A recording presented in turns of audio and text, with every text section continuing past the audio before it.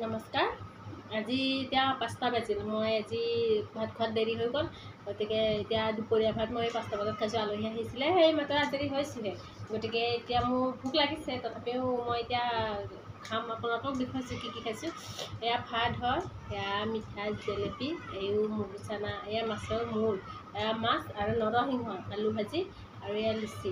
গতিকে মই এতিয়া খাম হা, আপোনালোকে চাব। মই এতিয়া আৰম্ভ কৰোঁ।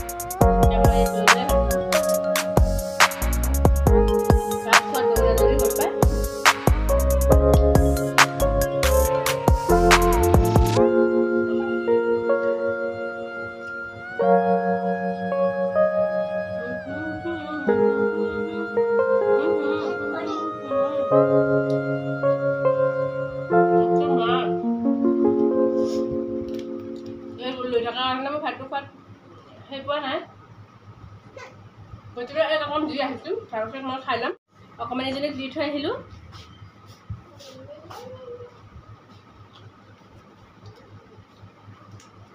এনেকৈ কৈছোঁ থাকিলে ভাত খোৱা টাইম টেবুল নোহোৱা হৈছে। তাই তেতিয়া কান্দি দিয়ে।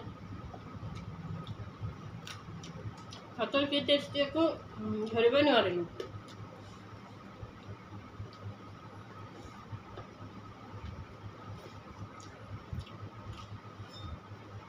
আজি নৰসিংহৰ পাতটো মই পাতত অকণমান ভাজি লৈ দিছিলোঁ, মিক্সিত পিচি দিয়া নাই। গতিকে এইটো পাতটো মই আঁতৰাই পেলাইছোঁ।